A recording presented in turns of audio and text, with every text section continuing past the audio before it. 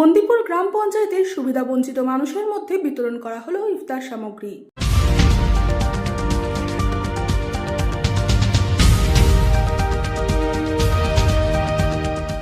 বন্দিপুর গ্রাম পঞ্চায়েতের উপপঞ্চায়েত প্রধান প্রসেনজিৎ সাহার উদ্যোগে রোজা করা সুবিধাবঞ্চিত মানুষের মধ্যে বিতরণ করা হলো ইফতার সামগ্রী।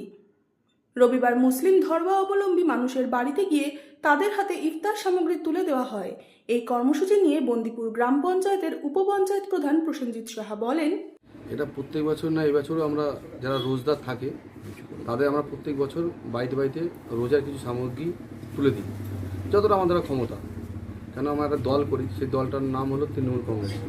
তার নেত্রী হলো মাননীয় মমতা মণ্ডল। তিনি বলেছে ধর্ম যার যার উৎসব সবার। তা আমরা এখান থেকে কিছু সম্প্রদায়িক যারা উস্কানি দেয় তাদের বার্তা দিতে চাই যে আমরা হিন্দু মুসলিম ভাই ভাই, আমরা একসাথে থাকতে চাই। আপনারা যেইভাবে যাই করুন আমাদের ভাগাভাগি করতে পারবেন।